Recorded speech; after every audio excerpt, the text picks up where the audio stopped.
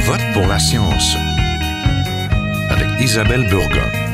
Bonjour à vous, j'espère que vous vous portez bien.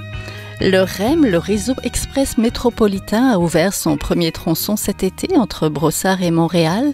Ce métro léger automatisé, avec ses futures 26 stations, apporte un vent de changement dans la mobilité de la métropole, tout comme le REV, le Réseau Express Vélo, qui d'ici 2027 permettra de se déplacer à bicyclette sur près de 200 km. À l'heure des changements climatiques, le choix des moyens de transport importe. Nous allons à Je vote pour la science parler de leurs impacts sur nos villes, notre santé, notre environnement.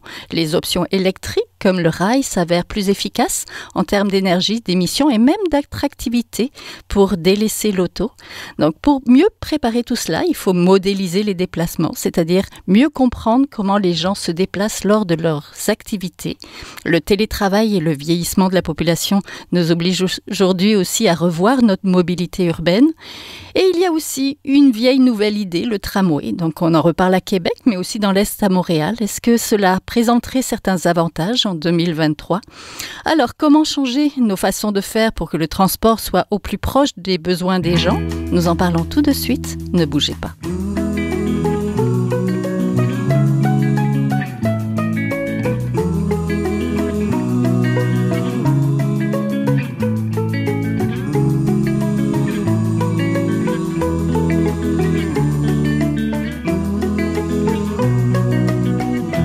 L'arrivée du REM vient bonifier l'offre de transport collectif de la grande métropole. Train, bus, métro ou vélo, l'important c'est le choix de transport et l'adéquation entre comment les gens souhaitent se transporter pour vaquer à leurs occupations quotidiennes.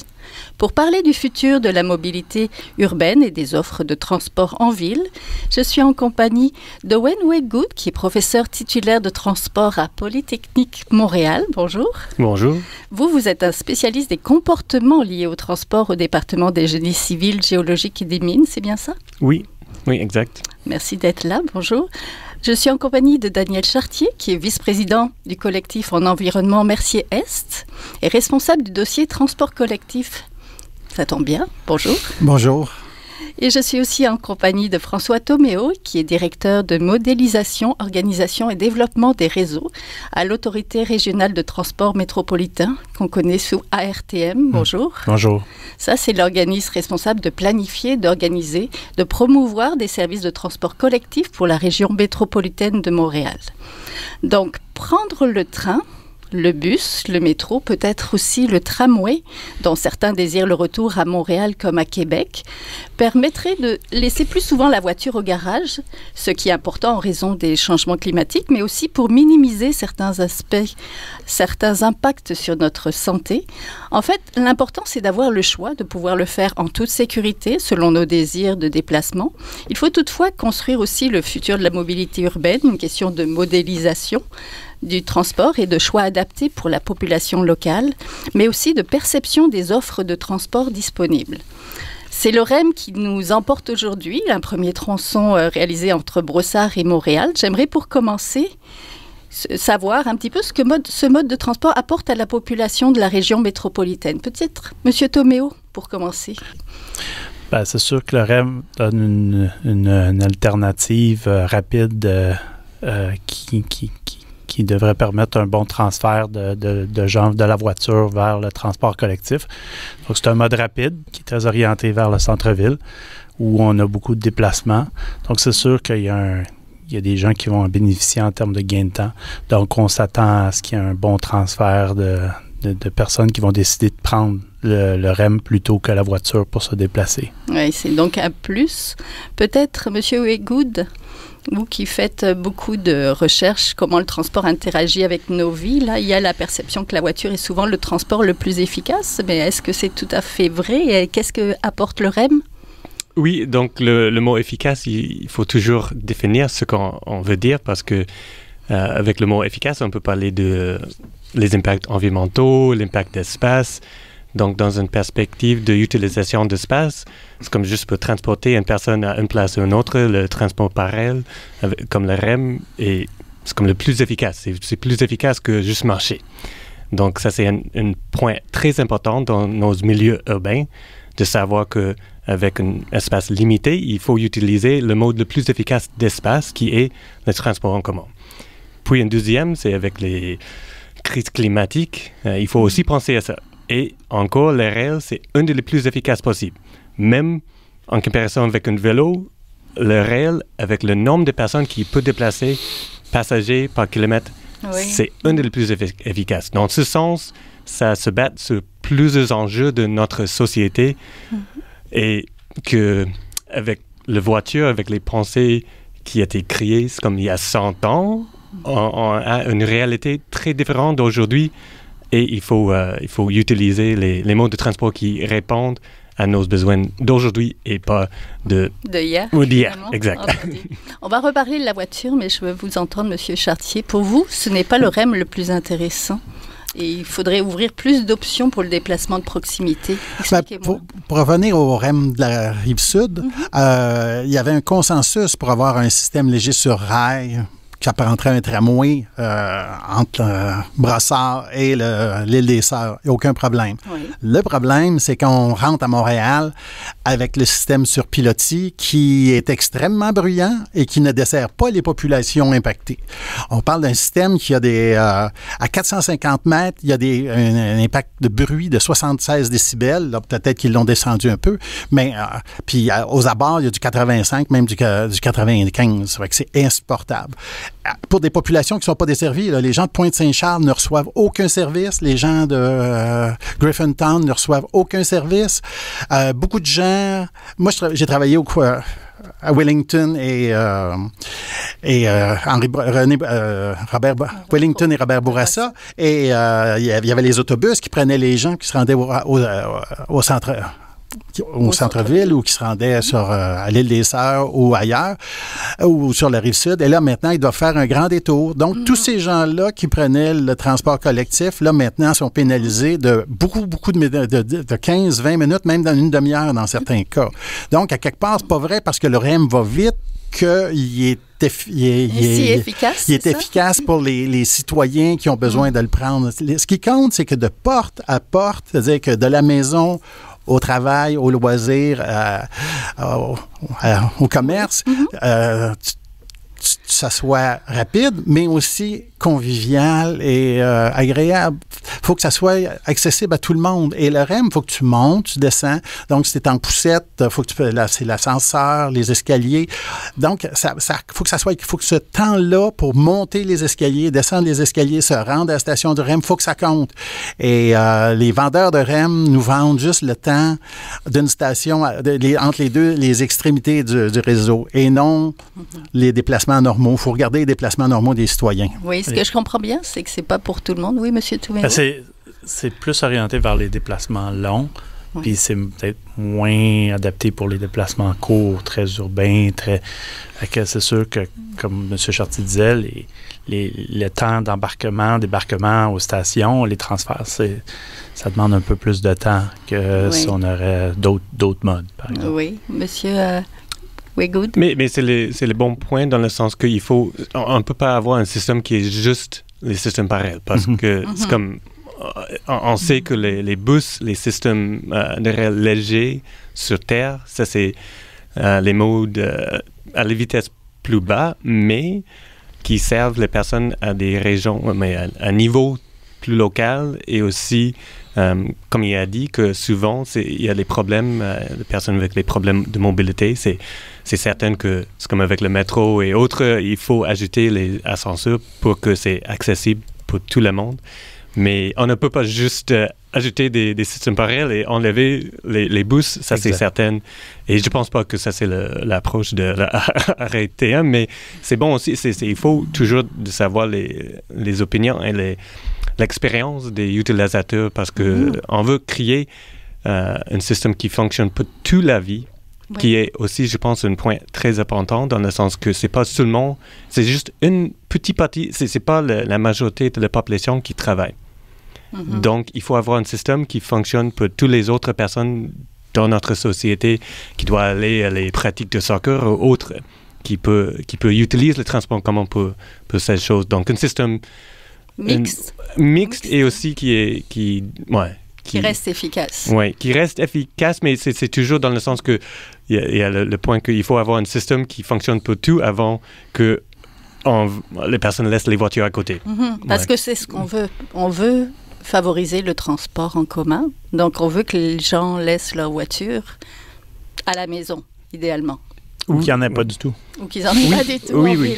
Non, dans une perspective, encore avec la perspective écologique, c'est impossible, même avec les voitures électriques, qu'on peut réussir à nos objectifs de diminuer les émissions globales. Ça, c'est un point très important. Donc, il faut créer un système qui fonctionne pour tout le monde avant qu'il va n'utilise pas une voiture. Mais en plus, la voiture, c'est pas le plus efficace en ville, je pense. Oui, dans ce sens, c'est très, très coûteux, mais c'est certain que une voiture, c'est un outil très efficace dans un sens d'apporter quelque chose à un endroit à l'autre. Le problème, c'est dans un sens, c'est une surutilisation des voitures dans notre système actuel. Ouais. Il faut garder l'ensemble de la ville. La ville. C'est-à-dire qu'un des objectifs aussi, la transition énergétique, écologique, sociale, va forcer une transition dans les villes. Donc, il faut que nos villes soient plus résilientes, soient plus agréables à vivre, et à ce niveau-là, un mode comme le REM qui dégrade la qualité de vie dans Griffintown, Pointe-Saint-Charles et autres, c'est pas intéressant. Alors qu'un système sur tramway, on voit en Europe, il y a des centaines de villes qui se sont tournées vers le tramway et ça a tout induit un processus de requalification des villes, d'amélioration de la qualité de vie dans les villes, donc une densification douce. Alors que le REM induit une densification brutale. C'est-à-dire que là, on se met à faire des tours en hauteur et c'est du développement maximum à quelques endroits, parce qu'on parle de 10 fois plus ou 17 fois plus de stations de tramway que pour un REM. Oui. Donc, à quelque part, ou de métro. Donc, tu réussirais à mieux consolider la trame urbaine, à offrir les destinations de loisirs, de restauration, de travail. Parce que la ville est en train de multipôle maintenant. On n'est plus juste orienté vers le centre-ville, puis les origines destination vont le démontrer. Ça s'enligne vers une consolidation des périphéries et de partout, des milieux. Donc, il faut consolider ces milieux-là, mais en accord avec les populations, là, dans le respect des populations. Oui, c'est pour ça que je voudrais entendre François Toméo, vous qui travaillez actuellement sur justement le renouvellement du plan de modélisation de la RTM. Est-ce que vous pouvez nous expliquer ce que c'est par rapport au sondage qui vient de démarrer, justement, par rapport au déplacement des gens? Ce qu'on veut, finalement, c'est répondre au déplacement des gens, à leur désir de déplacement multiple. Par rapport au sondage, le sondage est un intrant pour le cadre de modélisation qu'on développe. Il l'était déjà dans je dirais pas l'ancien parce qu'il est toujours en utilisation, mais là, le modèle courant. C'est quoi un cadre de modélisation, concrètement? C'est quoi un cadre de modélisation? C'est parce qu'un modèle de transport, c'est pas juste un petit logiciel qui fonctionne de façon individuelle. Il y a différents modules, il y a une logique, il y a tout...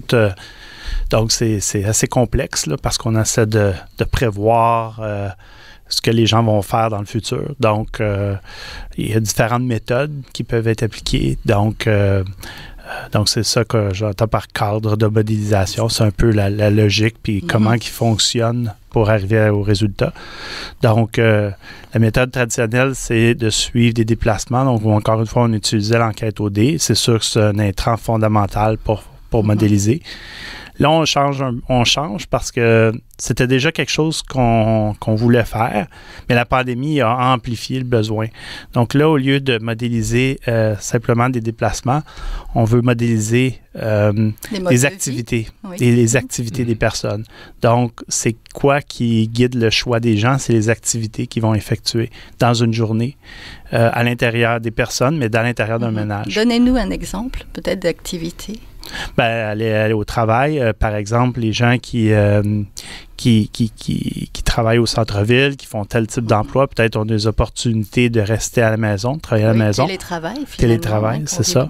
Donc ça, c'est quelque chose qui, quand on utilise, quand on regarde juste les déplacements de l'enquête précédente, là, donc l'enquête 2018, ben, on peut faire des hypothèses. On peut toujours trouver des façons d'estimer les comportements futurs, mais c'est pas simple. Donc, d'avoir un modèle qui est plus basé, qui s'appuie sur les activités, on est plus capable de faire des prévisions si les gens peuvent se permettre un choix de rester à leur domicile versus aller au travail. Ben, on est capable de le caractériser. Puis éventuellement, ben, ça aboutit à des choix de mode pour se déplacer. En fait, ça dépend aussi de qui se déplace, j'imagine, parce que la population est vieillissante. Il y a beaucoup de personnes qui travaillent à la maison. Il y a peut-être beaucoup de personnes qui ne travaillent plus, qui sont à la retraite, mais qui souhaitent se déplacer aussi. Il y a des enfants aussi qui vont à l'école ou qui restent. Exact. C'est complexe. Oui, mais il y a d'autres variables, de où les gens veulent se déplacer, de où qu'ils viennent, de où qu'ils s'en vont. Donc ça, c'est important aussi. Oui, il y a l'âge, il y a la composition des ménages, il y a le nombre de véhicules qui disposent. Donc, puis il y en a d'autres que j'oublie, là. Donc, c'est tout ça qu'on veut considérer dans notre nouveau cadre de modélisation.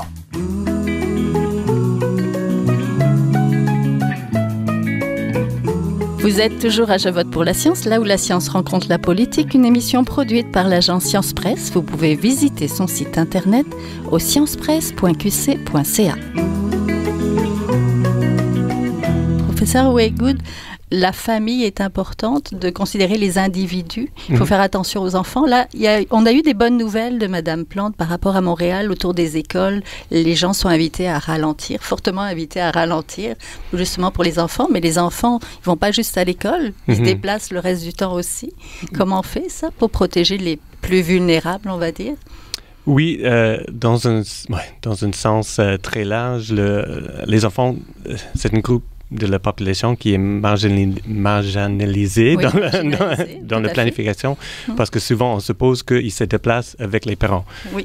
Et souvent, avec la planification des années avant, on suppose que les parents déplacent en voiture et tout ça. Donc, on a créé un système qui est basé sur une supposition que les personnes déplacent en voiture. Donc, les enfants viennent d'être dépendants aux parents pour les déplacements, parce que le système est créé pour le mouvement de voiture. On est en train de changer ça. Oui. Et un des points les plus importants, c'est d'améliorer la sécurité routière.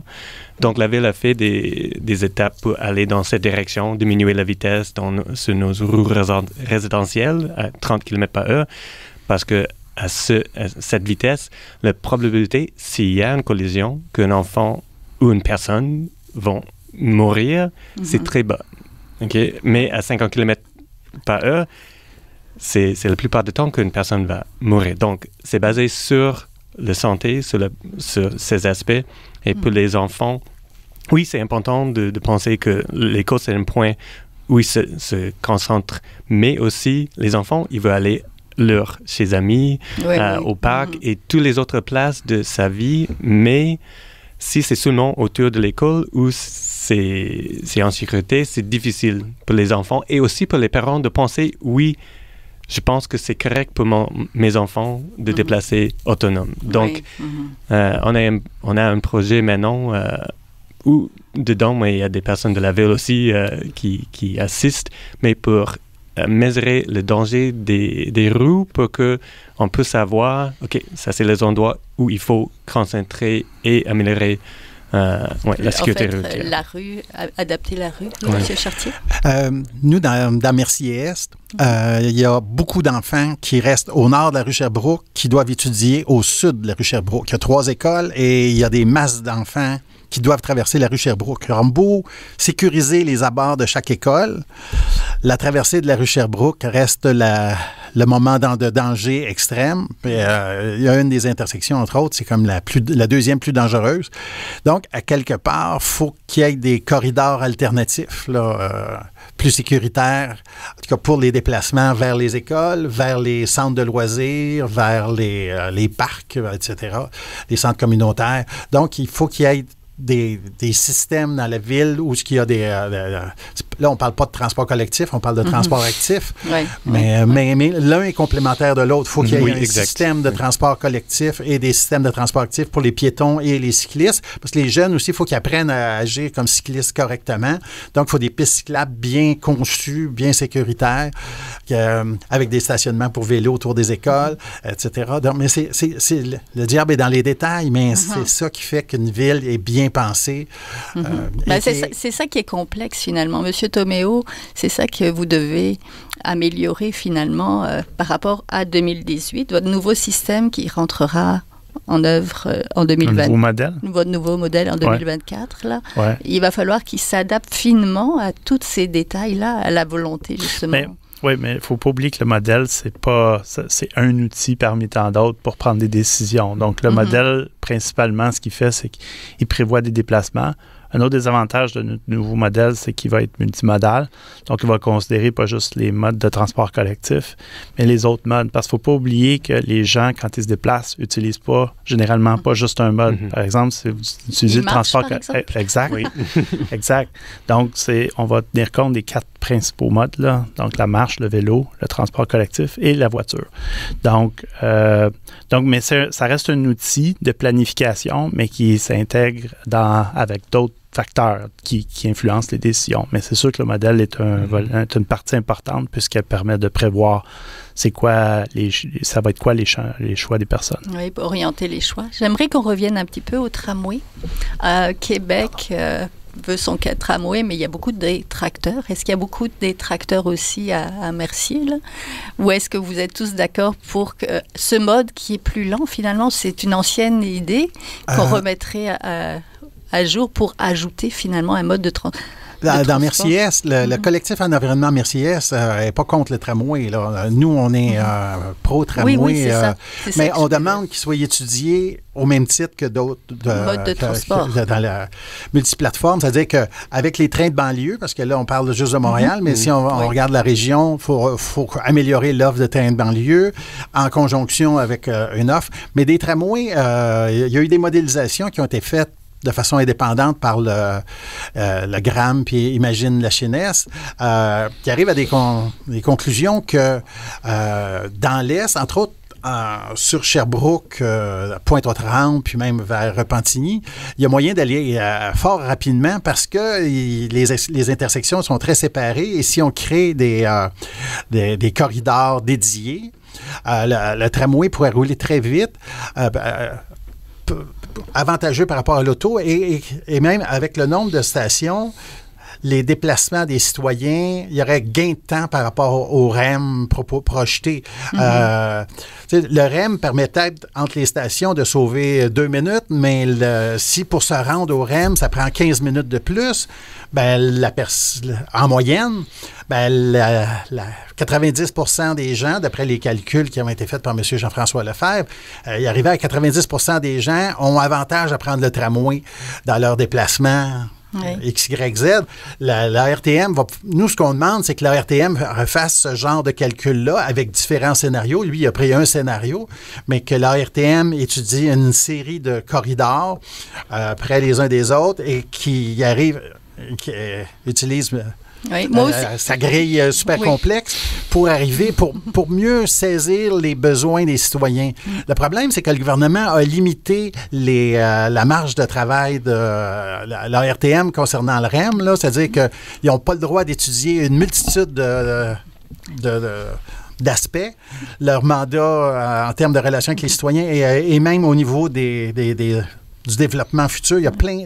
Le mandat était limité. Maintenant, peut-être que ça rouvre, mais on est content de voir qu'il semble y avoir une ouverture. Oui, moi aussi, j'ai une demande. Moi, j'ai pris la navette fluviale jusqu'à Pointe-aux-Trembles, puis j'ai été enchantée. Ça a été super rapide, parce que j'habite Saint-Michel, puis généralement, c'est très, très long pour se rendre à Pointe-aux-Trembles.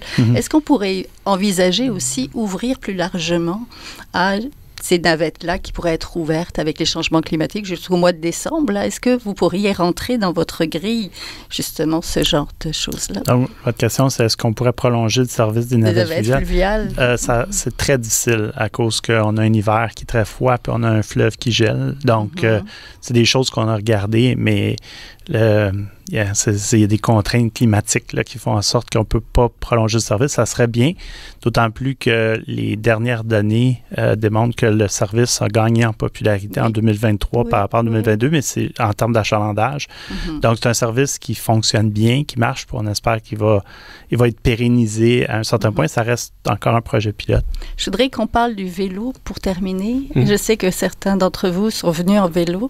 Donc, le rêve, c'est le réseau de 200 km à peu près là, qui nous est promis en 2027. Le vélo gagne en popularité énormément sur l'île de Montréal. C'est sûr que c'est plus sur l'île que pour les longs déplacements. Est-ce que c'est une bonne opportunité pour lâcher la voiture? Vous en pensez quoi, monsieur professeur Wedgwood?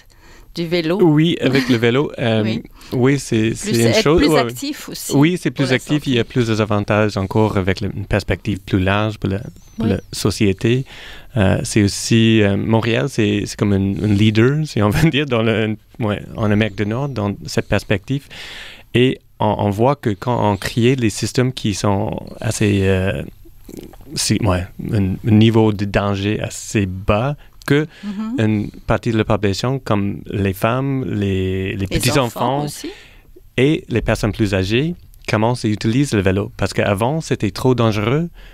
Et parce qu'on n'avait pas des pistes cyclables aménagées. Oui, exact. Donc, c'est une façon de changer nos rues pour que c'est plus, dans un sens démocratique, que tout le monde peut utiliser les rues pour se déplacer aux endroits où ils veulent aller. Donc, et c'est aussi, au point de vue financier, une bonne idée de favoriser aussi les gens qui ont peut-être un peu moins les moyens. Ça commence à coûter cher de se déplacer en ville avec les transports en commun, puis ça peut décourager les gens qui voudraient lâcher la voiture. Ça coûte cher d'utiliser la voiture aussi. Oui, ça, je sais. Ça, il ne faut pas l'oublier. Oui, entendu. Je vous remercie beaucoup. C'était le temps qu'on avait aujourd'hui. Donc, vous venez de l'entendre, on était en compagnie de François Thoméo, directeur de modélisation, organisation et développement des réseaux, donc à l'ARTM. On était en compagnie de Daniel Chartier, vice-président du collectif en environnement Mercier-Est. On va mettre les informations sur la page. Et de Owen Wedgwood, qui est professeur titulaire de transport à Polytechnique Montréal. Merci à tous les trois d'être venus avec moi en studio. Merci. Voilà, c'est tout pour cette semaine. À la régie, Daniel Fortin. À la recherche cette semaine, tout comme à la réalisation et au micro, Isabelle Burguin. Je vote pour la science est une production de l'agence Science Presse avec Radio VM. Vous pouvez réécouter de nouveau l'émission et la partager à partir de la page de l'émission, par exemple, sur le site de l'agence Science Presse. Passez tous une très belle semaine. Portez-vous bien. Jin Jiahua est un chercheur typique de ceux pour qui les progrès de la bioinformatique ont préséance sur le sens biologique et pour qui la grosse science constitue la seule logique. On y parle de génome, de transcriptome et de